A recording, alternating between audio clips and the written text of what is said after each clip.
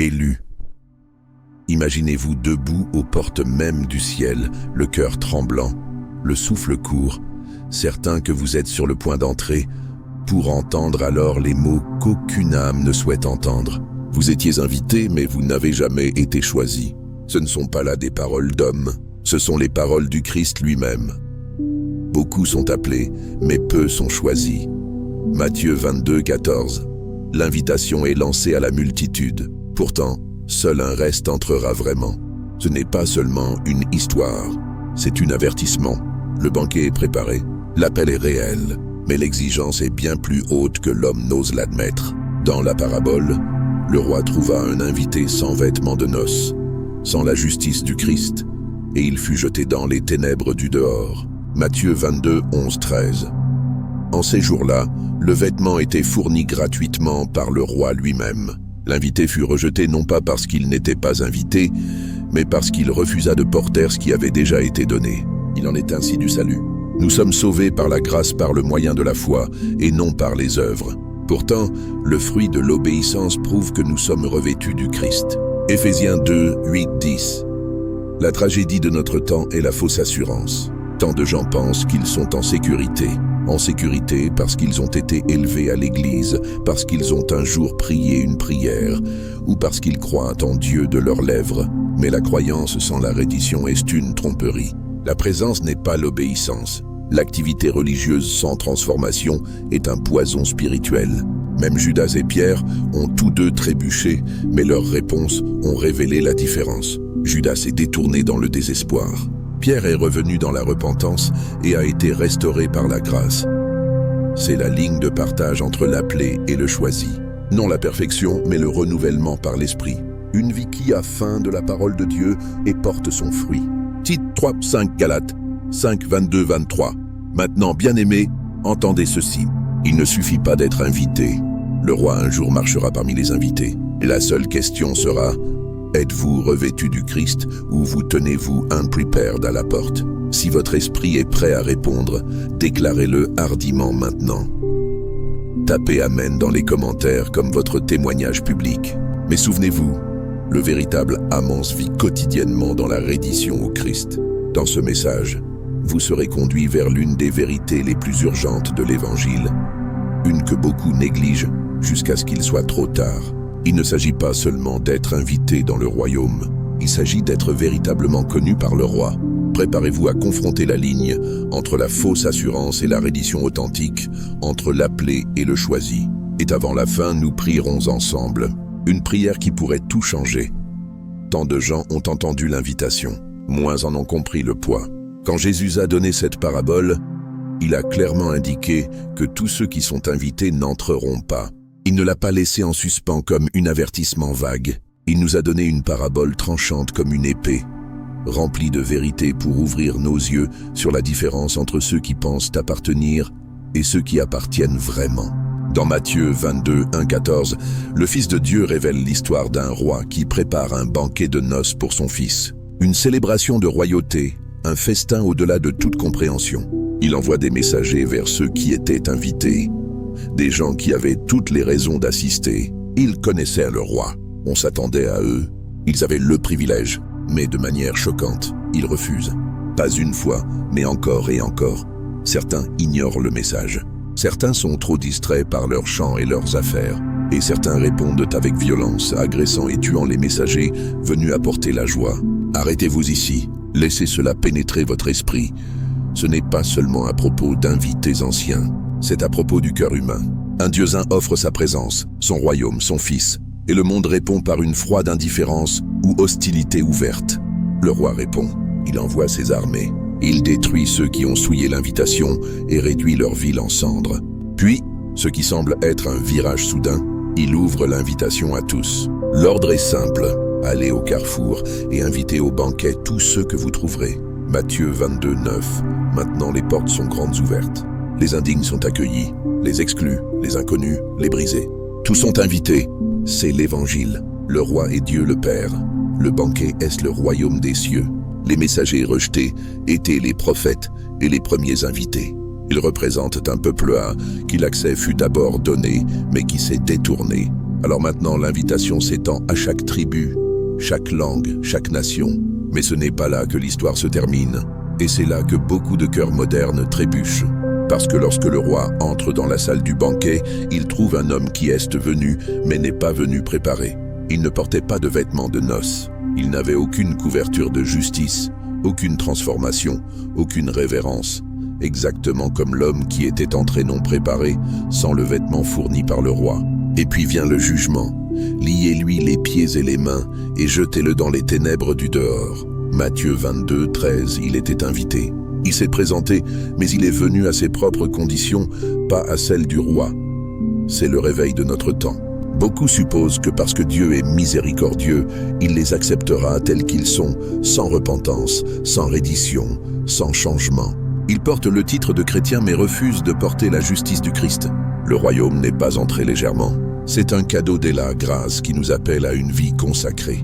Les portes sont ouvertes, oui, mais seuls ceux revêtus du Christ demeureront. C'est la ligne de partage entre l'appelé et le choisi. Nous avons entendu la phrase bien des fois, beaucoup sont appelés, mais peu sont choisis. Et peut-être avons-nous supposé qu'être dans la salle, être parmi les appelés était suffisant.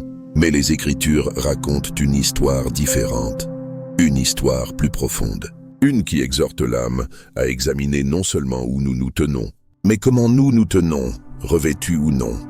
À travers la Bible, les vêtements symbolisent quelque chose de bien plus grand qu'une apparence extérieure. Ils représentent l'identité, la pureté et la justice. Le prophète a déclaré dans Ésaïe 61:10, « Il m'a revêtu des vêtements du saluté, m'a enveloppé du manteau de la justice. » Dans Apocalypse 19:8, l'Église, la épouse du Christ, est décrite comme portant du fin lin, éclatant et pur, car le fin lin, ce sont les œuvres justes des saints.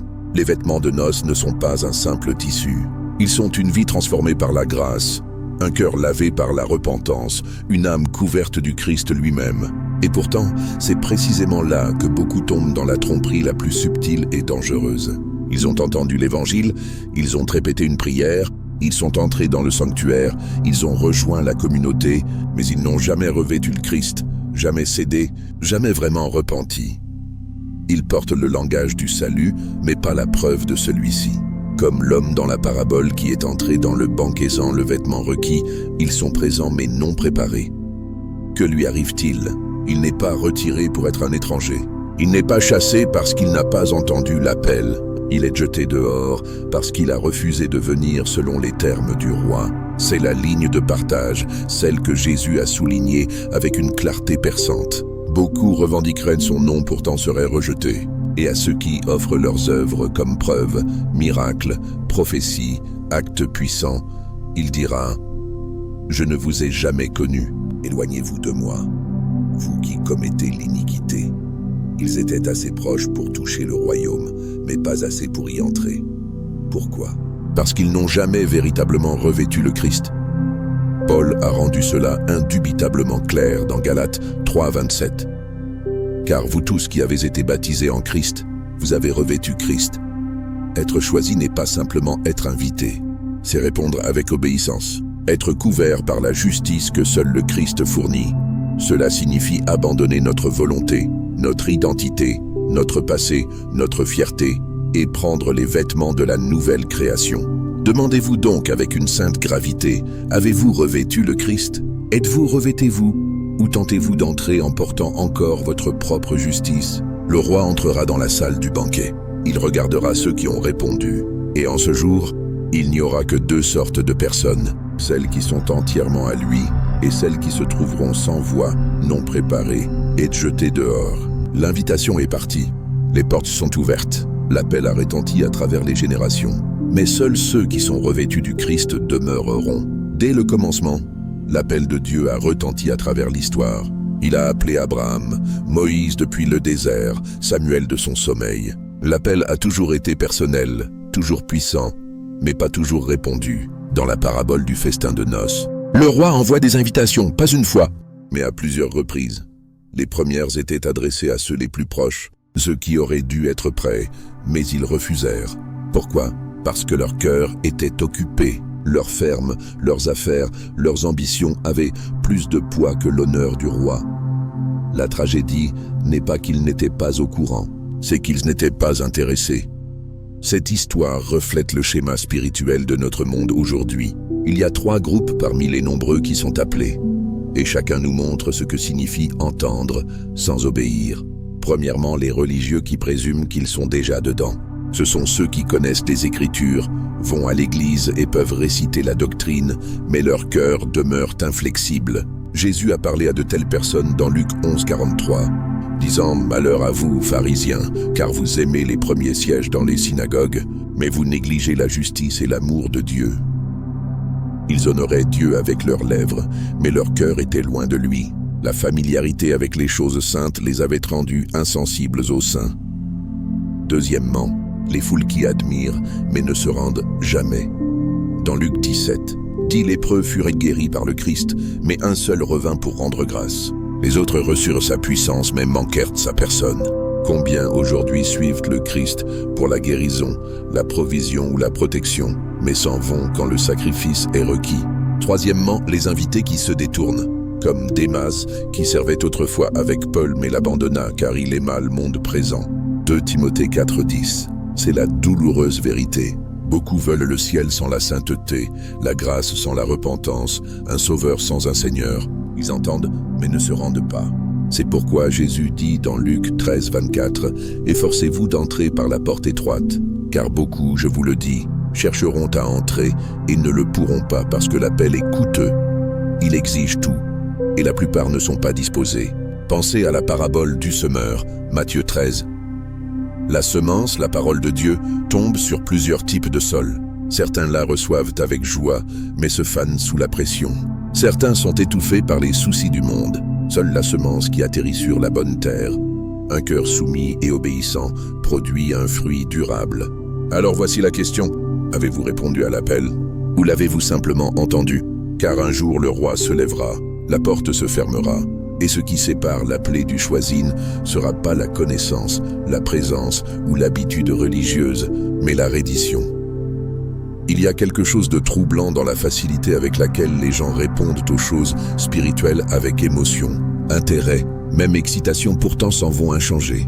Nulle part cela n'est plus sobre que dans l'histoire du jeune homme riche. Il vint à Jésus non pas en sceptique mais comme quelqu'un de zélé. Il l'appela bon maître et demanda « Que dois-je faire pour hériter de la vie éternelle ?» Matthieu 19, 16, 22. Sa posture était juste, son intérêt sincère. Mais quand Jésus lui dit « Vends tout ce que tu as et suis-moi », le sourire du jeune homme s'effaça. Ses épaules tombèrent en terre, il s'en alla tout triste. Il n'était pas en colère, il n'était pas rebelle, il était simplement non disposé. Ce moment révèle une vérité que la plupart ne veulent pas affronter. Vous pouvez être près de Jésus, parler à Jésus, même désirer la vie éternelle, et quand même vous détourner du royaume. Pourquoi? Parce que vous voulez la promesse sans le prix. C'est pourquoi le Christ l'exposa crûment dans Luc 9, 23. « Si quelqu'un veut venir après moi, qu'il renonce à lui-même, qu'il prenne sa croix quotidiennement et qu'il me suive. Peu entre, non parce que le chemin est caché, mais parce que la croix est lourde. » Et la vérité est que ce n'est pas seulement une question de richesse. Certains refusent d'abandonner le contrôle, d'autres s'accrochent au péché, une relation, la réputation, ou même leur version de la foi qui ne ressemble en rien à l'évangile. Mais les choisis, ceux qui appartiennent vraiment, sont marqués par la reddition. Dans Luc 18, un autre homme s'écria « Ô Dieu, aie pitié de moi qui suis un pécheur. » Il n'apporta ni diplôme ni confiance, seulement la brisure. Et Jésus dit que cet homme, pas l'auto-justifié, retourna chez lui justifié. Les choisis ne sont pas impressionnants, ils sont humbles. Le danger n'est pas seulement le rejet, mais la fausse assurance. Pensez que vous êtes dedans quand vous ne l'êtes pas.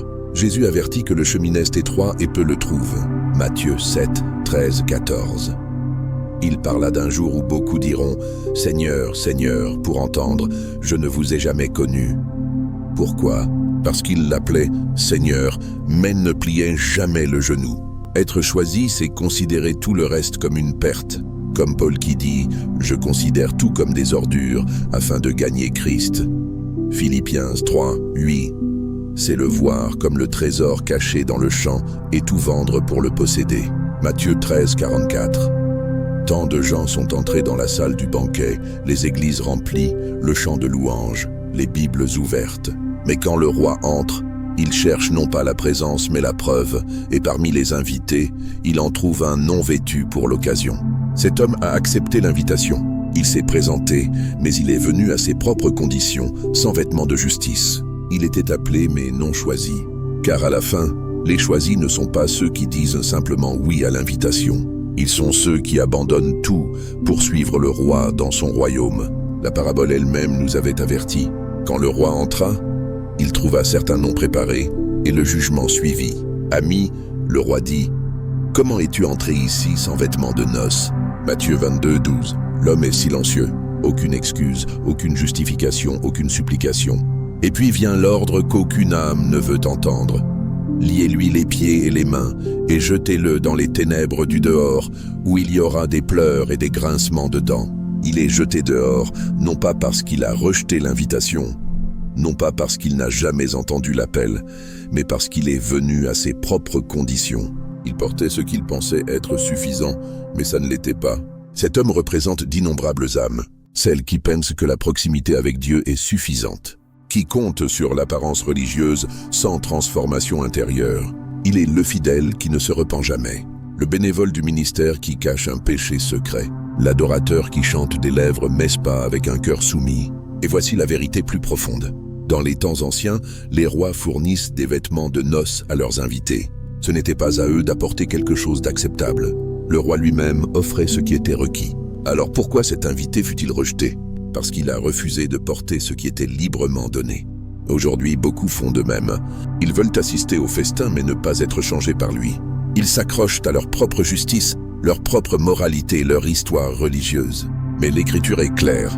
Tous nos actes de justice sont comme un vêtement souillé. Ésaïe 64, 6. Le vrai salut signifie être couvert, non par l'effort, mais par la grâce. Non par les œuvres, mais par la justice du Christ. Pourtant beaucoup résistent. Certains croient qu'ils n'ont pas besoin du vêtement. Ils pensent qu'alors l'Église, donner ou éviter le scandale est suffisant. D'autres croient qu'ils sont déjà revêtus, confondant l'émotion ou une prière unique avec la nouvelle naissance. D'autres encore refusent de changer, voulant la récompense du salut sans le coût de la reddition. Mais le ciel n'est pas hérité par ceux qui essaient. Il est donné à ceux qui meurent à eux-mêmes et vivent en Christ. C'est pourquoi Jésus a répété cet avertissement. Toute activité religieuse n'égale pas le vrai salut, mais il répondra « Je ne vous ai jamais connu, éloignez-vous de moi ». Ils étaient présents extérieurement mais manquaient de vraie transformation intérieure. Avez-vous bâti votre vie sur le roc solide ou encore sur le sable mouvant?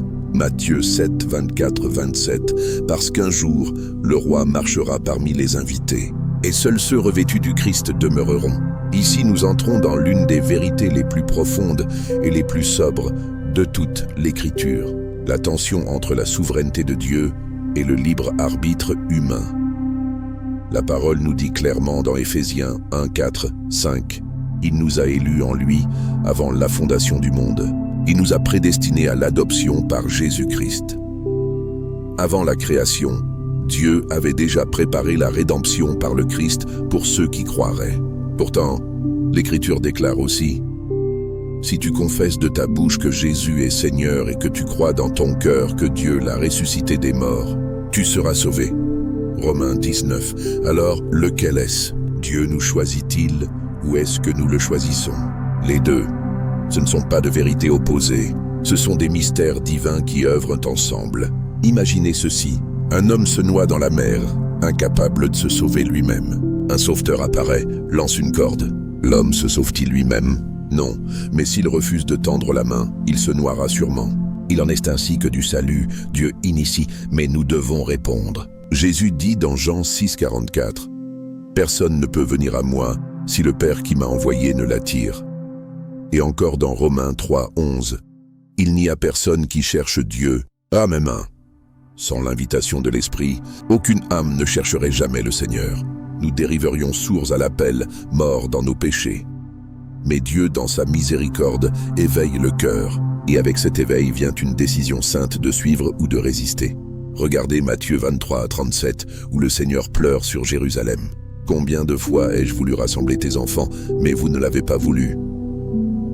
Il désirait le rassembler, mais ils l'ont refusé. Pharaon est un autre exemple. Au début, il endurcit son propre cœur. Puis l'Écriture dit que Dieu l'endurcit davantage, non en forçant le mal, mais en confirmant l'entêtement de Pharaon. La rébellion, une fois choisie, peut devenir cimentée. Et c'est la partie la plus terrifiante. Pas quand Dieu rejette une personne, mais quand il la laisse finalement partir. Romains 1,24 le révèle clairement.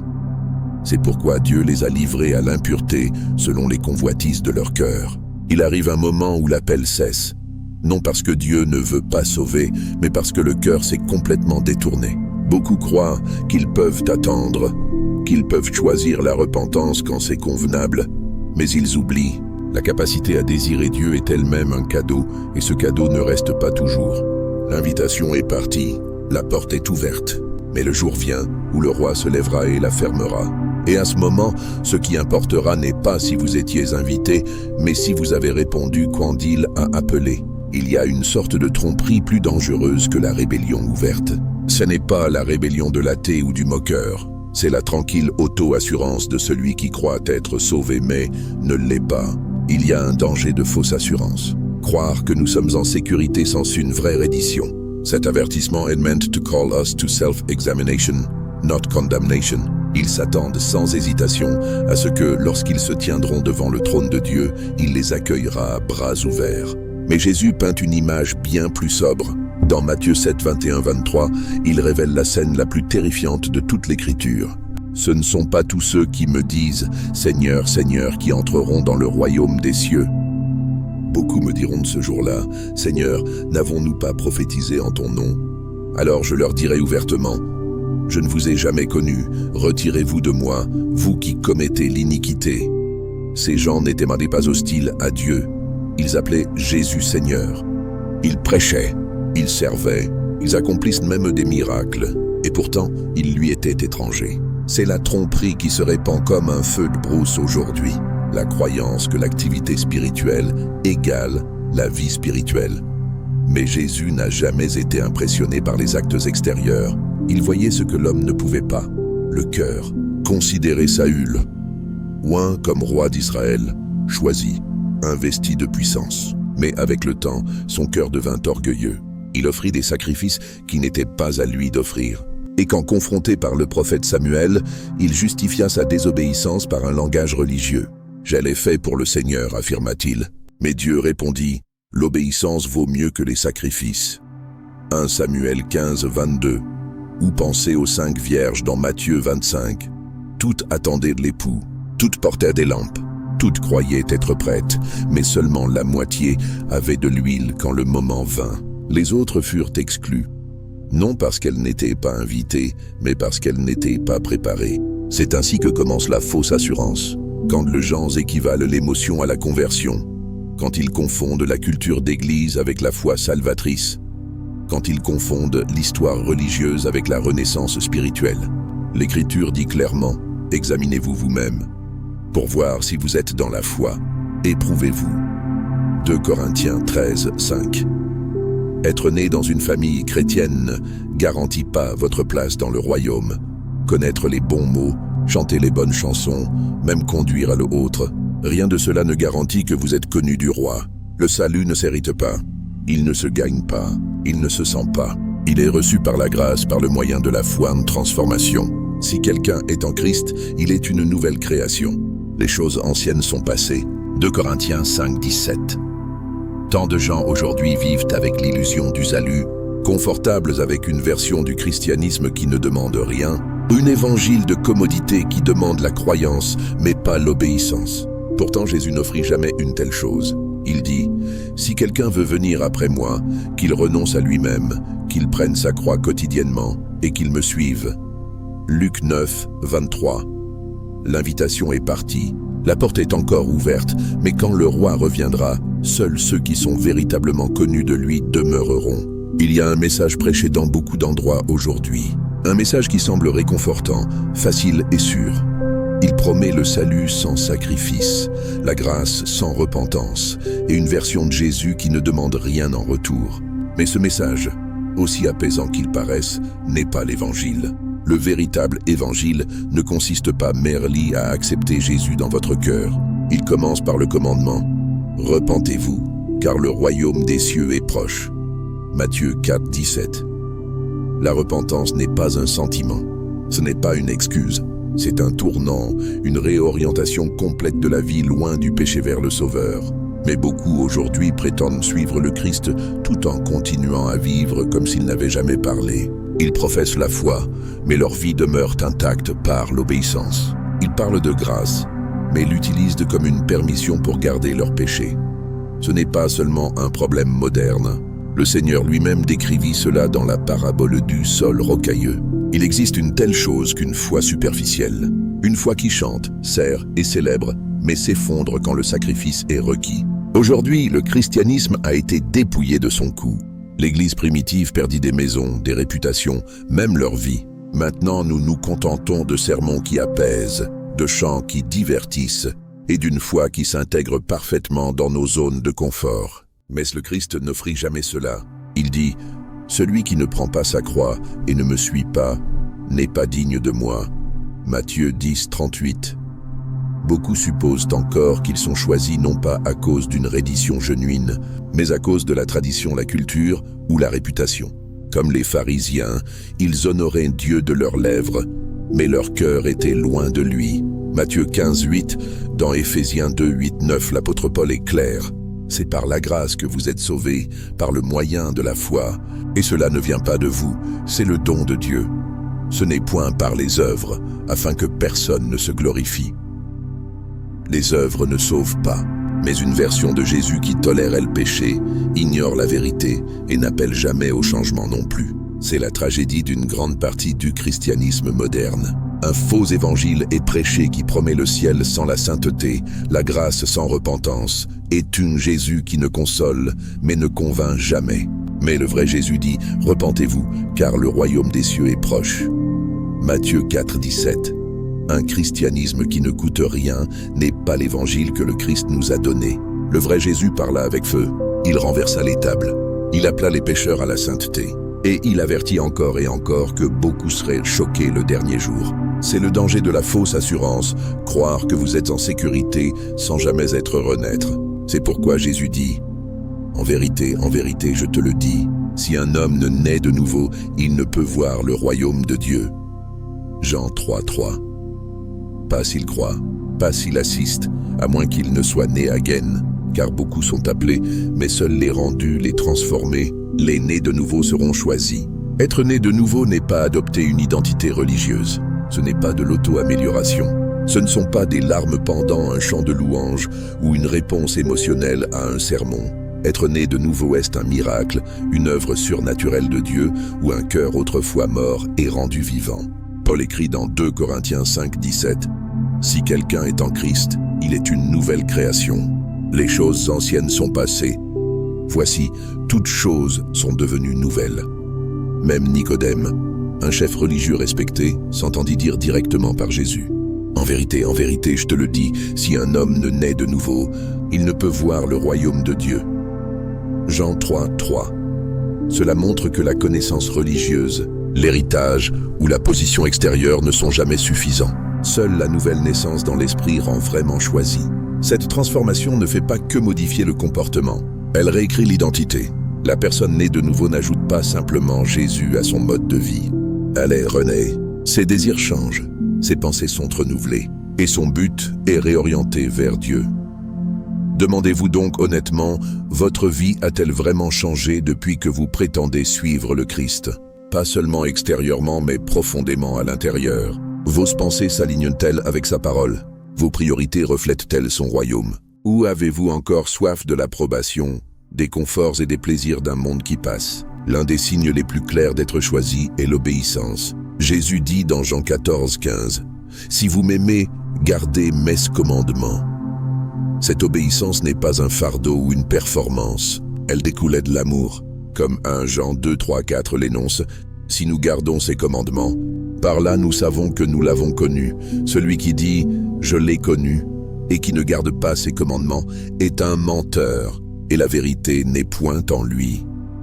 Une vie de péché délibéré et impénitent n'est pas compatible avec l'Esprit de Dieu. Un vrai croyant peut trébucher, Mais il ne fera pas la paix avec le péché. Il y résiste, il le déplore. Et quand il tombe, il court, ne se cache pas du Seigneur. Paul demande dans Romains 6, 1, 2, « Demeurerez-vous dans le péché afin que la grâce abonde ? Loin de là. Nous qui sommes morts au péché, comment vivrons-nous encore dans le péché ? Une autre marque du vrai salut est une faim pour la parole de Dieu, non comme une tâche, mais comme une nourriture spirituelle. Jésus dit, « L'homme ne vivra pas de pain seulement, mais de toute parole qui sort de la bouche de Dieu. » Matthieu 4, 4. Quand vous êtes né de nouveau, la Bible n'est plus optionnelle. Elle devient essentielle. Une vie qui manque de faim pour l'écriture n'est pas une vie spirituelle saine. C'est un signe d'avertissement. Et puis il y a le fruit. Jésus dit dans Matthieu 7, 16, « C'est à leurs fruits que vous les reconnaîtrez. » Galates 5, 22, 23 décrit ce fruit, l'amour, la joie, la paix, la patience, la bonté, la bénignité, la fidélité, la douceur, la tempérance. Pas parfaitement, mais progressivement, une vie sauvée portera du fruit. Si tout ce que vous voyez est l'amertume, l'orgueil, le compromis et l'amour du monde, quelque chose de plus profond manque. C'est pourquoi 2 Corinthiens 13, 5 avertit « Examinez-vous vous-même pour voir si vous êtes dans la foi. Éprouvez-vous vous-même. Vous pouvez avoir le langage du christianisme, vous pouvez même servir. Mais quand le roi marchera dans sa salle de banquet, il ne demandera pas combien de ministères vous avez dirigés ou combien de sermons vous avez entendus. Il cherchera quelque chose. Avez-vous été rendu nouveau ? Parce que les choisis ne sont pas seulement ceux qui disent « Seigneur ». Ils sont ceux dont les cœurs ont été refaits par lui pour toujours. Il n'y a pas de phrase plus dévastatrice que les mots que le Christ dira un jour à beaucoup. « Je ne vous ai jamais connu ». Et aucune phrase plus belle que celle qu'il dira aux fidèles « C'est bien, bon et fidèle serviteur ». Entre ces deux destins se tient une question. Quelle voix dira votre nom ?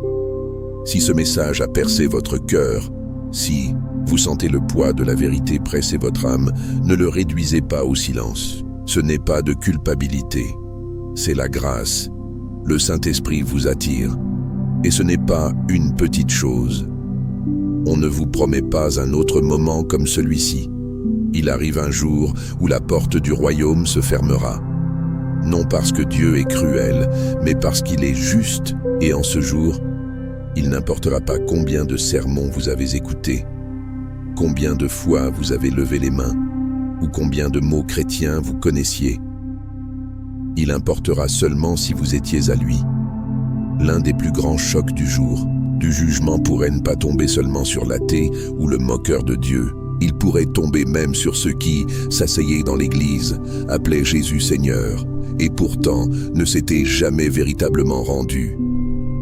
Jésus avertit, « Ce ne sont pas tous ceux qui me disent « Seigneur, Seigneur » qui entreront dans le royaume des cieux. » Matthieu 7, 21, la fausse assurance est la tromperie la plus mortelle parce qu'elle aveugle le cœur jusqu'à ce qu'il soit trop tard.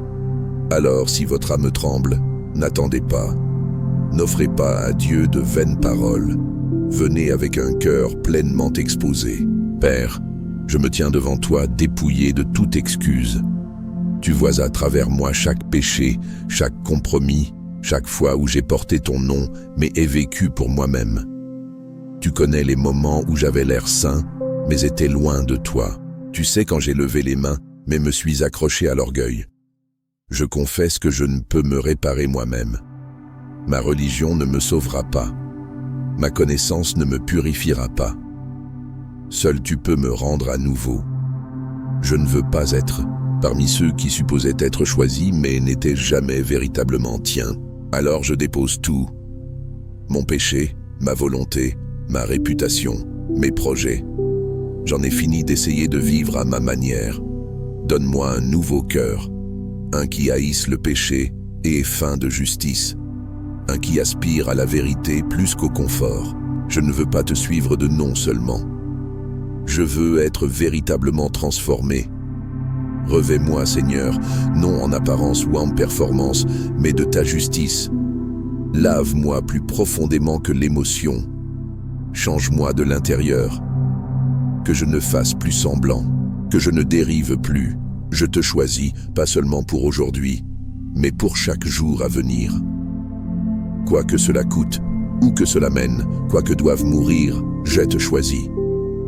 Que cette vie que je porte la marque de celui qui fut véritablement choisi. Et quand je me tiendrai devant toi, que je n'offre pas mes œuvres, mais ne montre que ta miséricorde, je suis à toi. Je me rends, non pour les applaudissements, non pour le confort, mais parce que toi seul es digne. Au nom de Jésus, Amen. Merci d'avoir passé ce moment sacré avec nous. Si ce message a parlé à votre esprit, si la vérité de Dieu a remué quelque chose de profond en vous, ne la laissez pas passer. Déclarez-la avec hardiesse. Tapez dans les commentaires « Je suis le choisi ». Amen. Que cela soit votre confession publique d'une reddition privée. Que le Seigneur vous bénisse, vous garde et continue à vous attirer plus profondément dans sa vérité. Ce n'est pas la fin, c'est le commencement. Marchez dans la foi, marchez dans l'obéissance et n'oubliez jamais. Beaucoup sont appelés, mais peu sont choisis. Que Dieu vous bénisse.